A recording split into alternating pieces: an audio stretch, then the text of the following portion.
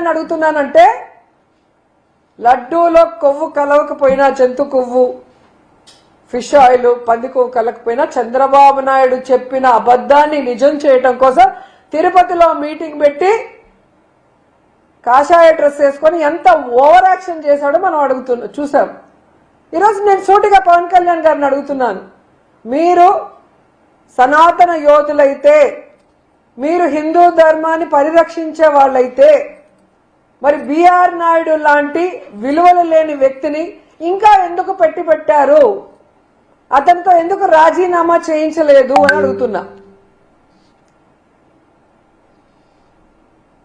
మీ పార్టీలో ఎమ్మెల్యే పదవిని అడ్డం పెట్టుకొని అసెంబ్లీలో నుంచి రాసలీలలు చేస్తాడు, అమ్మాయిని హెరాస్ చేస్తాడు, భయపెడతాడు. అన్ని దొరికినా కూడా మీరు ఎటువంటి కేసు పెట్టించరు, రిటర్న్ గా అమ్మాయి మీద కేసు పెట్టించే గొప్ప వాళ్ళు మీరు. అంటే మీకు ఆడవాళ్ళు అంటే గౌరవం లేదు, భగవంతుడు అంటే భయం భక్తి లేదు, చట్టాలంటే చాలా చులకన మీకు. లేకపోతే మీరు చేస్తున్న పనులేంటి, మీరు మాట్లాడే మాటలేంటి? అసలు బిఆర్ నాయుడుని వెంటనే తిరుమల తిరుపతి చైర్మన్ గా సస్పెండ్ చేయాలి. దీనికి బీజేపీ వాళ్ళు, హిందూ సంఘాలు, ధార్మిక సంఘాలు అన్నీ కూడా ఇలాంటి అనైతిక వ్యక్తిని కొనసాగించడం కుదరదు అని చెప్పి మాట్లాడాలని కూడా డిమాండ్ చేస్తున్నా. ఎందుకంటే మొన్న ఎక్కడో విజయవాడలో మీటింగ్ పెట్టినట్టున్నారు, మీటింగ్ పెట్టుకొని మాట్లాడుకున్నారు కదా, మరి ఇలాంటి విషయాల మీద మీటింగ్ మాట్లాడండి. బిఆర్ నాయుడు వచ్చిన రోజు నుంచి ఈ రోజు వరకు తిరుమల పవిత్రతను దిగజార్చే కార్యక్రమాలు ఎన్ని జరిగాయి? ముఖ్యంగా ఈ ఇందులేఖ గారి లెటరు, వీడియోల గురించి విచారణ జరిపించండి, డిస్కస్ చేసి దీని మీద వెంటనే యాక్షన్ తీసుకోండి. లేకపోతే హిందూ ధర్మాన్ని చూసి అందరూ కూడా నవ్వే పరిస్థితి వస్తుంది. మన దేవుణ్ణి, మన ధర్మాన్ని కాపాడుకోవాల్సిన బాధ్యత మనకుంది. ఎందుకంటే ఈరోజు చంద్రబాబు నాయుడు చెప్పేది ఏది నిజం కాదు.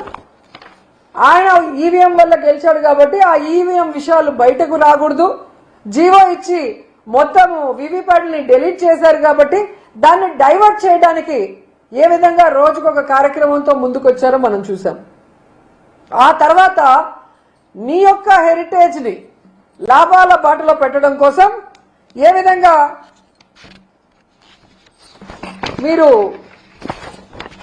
హిందాపూర్ డైరీతో ఏ విధంగా ఈరోజు అత్యధికమైన అమౌంట్ ని కోట్ చేసి వాళ్ళకి కట్టబెడుతున్నారు.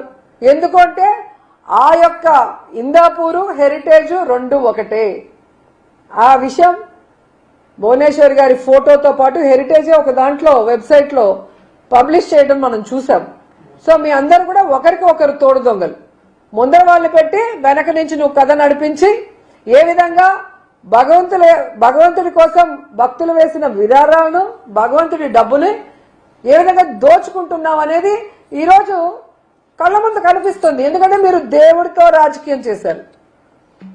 దేవుడి లడ్డూనే మీరు చాలా అసహ్యంగా